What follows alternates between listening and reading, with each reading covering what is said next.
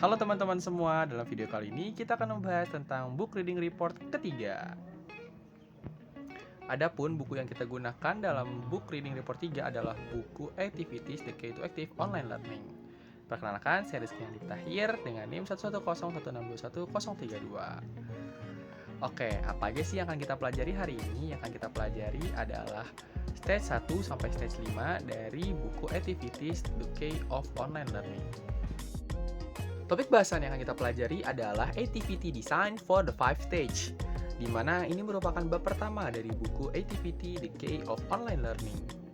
Pertama, kita akan membahas Stage 1, yaitu Access and Motivation. Stage 1 merupakan tahapan pertama dalam pokok bahasan Activity Design for 5 Stage. Stage pertama, Access and Motivation. Pada tahap 1 adalah memastikan bahwa peserta memiliki akses yang mudah ke platform sistem dan proses yang digunakan.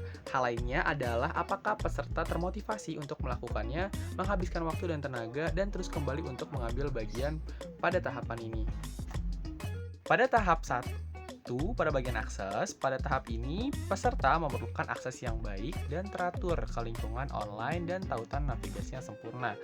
Mereka membutuhkan pengetahuan yang cukup untuk menemukan hal yang paling penting pada bagiannya pada perangkat seluler mereka sendiri. Selanjutnya pada bagian motivation, pada tahap 1 ini, pertama-tama mereka akan membangun aktivitas elektronik yang memungkinkan peserta menjadi aktif, terlibat, dan berkontribusi dalam mengembangkan keterampilan mereka. Kegiatan ini harus diaktifkan secara langsung kepada peserta untuk meningkatkan kenyamanan mereka dengan penggunaan teknologi dalam satu cara yang terpadu. Stage kedua merupakan online socialization. Tahap ini merupakan bagian kedua pada pokok bahasan e-learning for the 5 stage.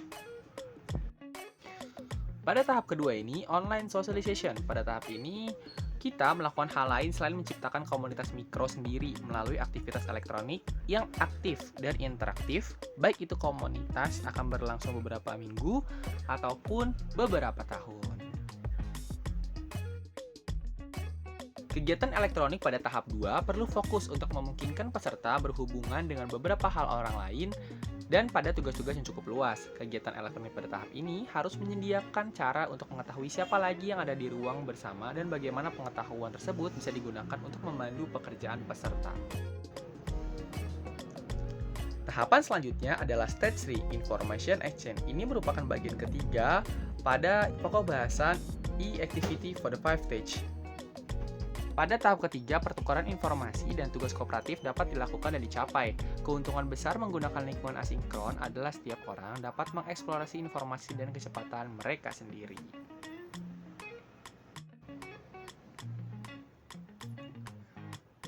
Selanjutnya, pada bagian Stage 3, Information of Change, di mana kegiatan elektronik pada tahap 3 harus memiliki fokus, tugas, dan tindakan yang sangat kuat, menggunakan peserta untuk memungkinkan dalam menyampaikan informasi satu sama lain dan untuk menjelaskan, mengeksplorasi, dan memperjelas. Mereka harus ditunjuk bagaimana memberikan umpan balik masing-masing. Stage selanjutnya adalah stage 4, Knowledge Construction, di mana ini merupakan tahap keempat pada pokok bahasan e-learning for the 5 stage. Pada stage keempat, Knowledge Construction. Pada tahap ini, banyak peserta mulai menyadari potensi besar dari online interaksi dan mereka mulai mengambil kendali atas konstruksi pengetahuan mereka sendiri. Tahap ini juga, kita dapat mengembangkan aktivitas elektronik yang mendukung proses tersebut. Selanjutnya, Tenberg pada tahun 2010 mengemukakan hal mengenai keterampilan ini, meliputi 3 aspek. Pertama, berpikir kritis dan analitis, termasuk menilai, mengevaluasi, membandingkan, dan membedakan suatu nilai. Selanjutnya, berpikir kreatif, termasuk menemukan, menciptakan, membayangkan, dan berhipotesis. Dan terakhir, berpikir praktis, termasuk menerapkan, menggunakan, dan berlatih. Step selanjutnya adalah step 5 atau development. Ini merupakan step terakhir dari pokok bahasan Activity for the 5 stage. Pada stage 5 atau development, peserta dapat bertanggung jawab atas pembelajaran mereka sendiri dan kelompok mereka. Mereka akan mulai membangun ide-ide yang diperoleh melalui semua hal pada 4 tahapan awal activities dan akan menerapkannya pada individu mereka sesuai dengan konteks mereka sendiri.